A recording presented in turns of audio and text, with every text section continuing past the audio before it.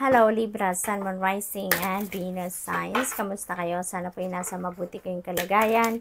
Welcome back po sa Star Tarot. Kung bago kayo rito, welcome din kayo. Thank you sa inyong support. I truly appreciate it. God bless you all, Libra. We have number 5, but spirit, a rebirth is assured. And so, there is a transformation happening dito for some of you, Libra. Meron ditong pagbabago. This could be a massive change na maaaring mangyari sa buhay ninyo sa ngayon. It could be in any area of life. Maaaring personal transformation yan. Maaaring pagbabago yan sa external world ninyo, sa sitwasyon ninyo sa pamilya, sitwasyon sa trabaho. It could be anything, but this is a massive transformation na maaaring mangyari sa inyo. So, we have Owl Spirit. You see clearly now. Ayan, napakaganda kasi divinely guided kayo. Ibig sabihin nito, pinapakita sa inyo ng universe kung saan kayo patungo, kung ano ang dapat ninyong gawin, what is the right path, no? Para sa inyo, Libra. So, what else? We have number 24, bring your ideas to life. Ayan. So, wag na ninyong hayaan na mag-stay lang yung mga ideas ninyo sa isip ninyo at the back of your head. But, instead, pakinabangan na ninyo yan, ideas ninyo. Bring them to life. You know, wag na kayong mag-procrastinate, wag na kayong magdalawang isip, wag na kayong mag-hesitate to do whatever you need to do para mangyari na kung ano yung gusto ninyong mangyari dito, okay? So, bring your ideas to life dahil maaring sa ngayon may mga opportunities na lumalapit sa inyo para mangyari na, no? You can make things happen na sa ngayon. So, good luck, Libra. What else?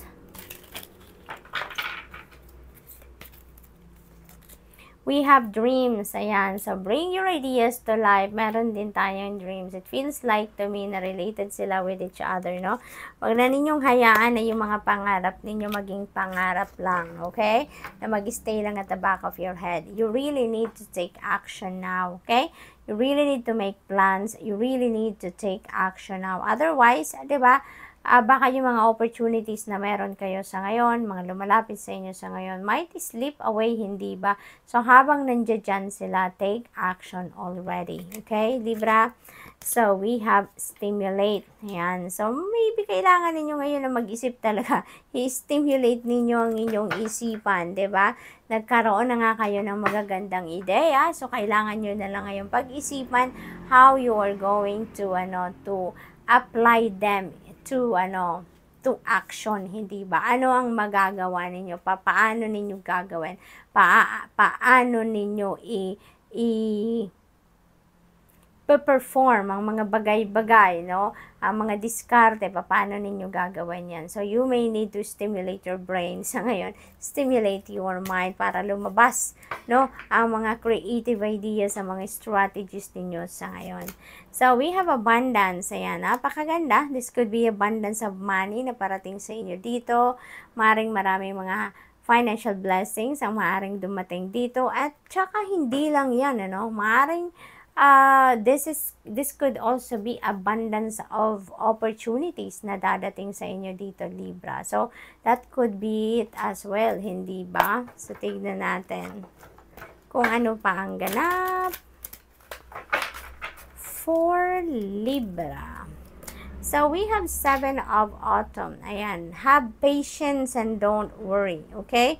Maari kasi na yung mga ninyo, yung mga ang iba sa inyo dito, Libra, maaring nababagot na, no? Kaya siguro hindi rin kayo gumagalaw, hindi rin, maaring may mga plano talaga kayo, marami kayong ideas na nasa isip ninyo, pero maaring hindi pa ninyo yan inaasikaso sa ngayon dahil meron pa rin kayong hinihintay.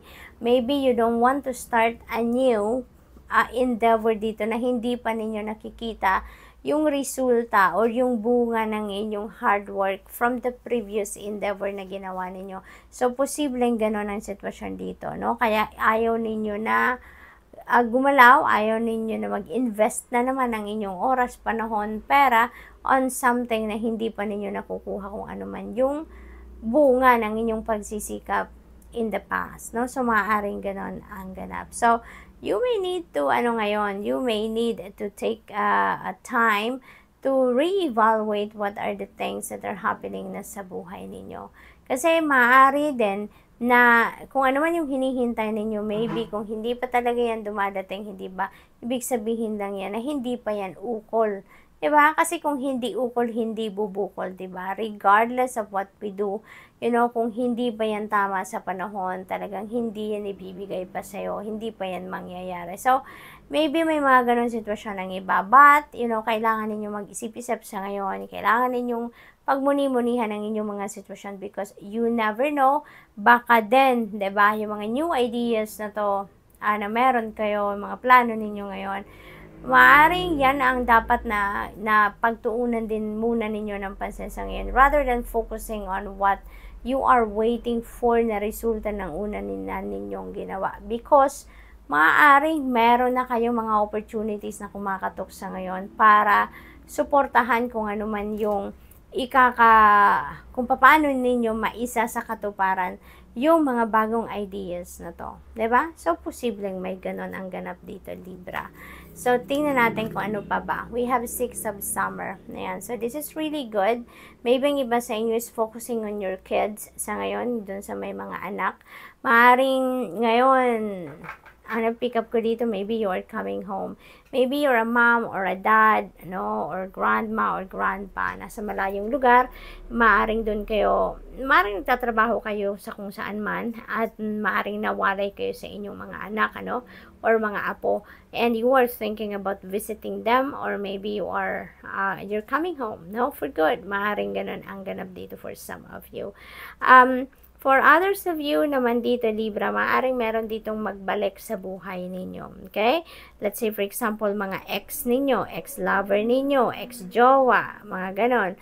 Or kaibigan, mga former kaibigan ninyo. So, maaaring matagal ng panahon, hindi kayo nakakapag-usap, hindi kayo nagkaroon ng communication with them, and maaaring ngayon, may pagkakataon siguro na mag-show up sila sa buhay ninyo, Libra. So, posibleng magparamdam sila sa'yo, at magkaroon ng pagkakataon na makapag-usap kayo, and maybe that person is going to try to come back sa buhay ninyo. So, maaaring ganun ang maging sitwasyon for some of you. We have 5 of winter. Ayan, dito sa 5 of winter naman, maaring meron ditong hindi kayo pagkakaintindihan with another person.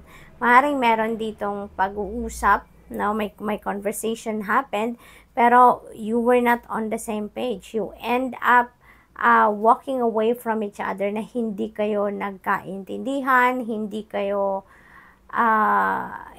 on the same wavelength, kumbaga. Kaya hindi kayo nag-agree with each other. So, but this is 5 of winter. So, this is 5 which resonates with change. Kaya kung ano man ang sitwasyon na yan, for sure, magkakaayos din kayo. Mababago at mababago din ang sitwasyon na yan.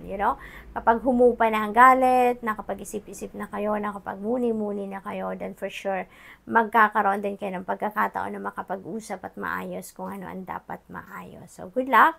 That's all I have for you for today. Thank you for watching. Love and light. Namaste.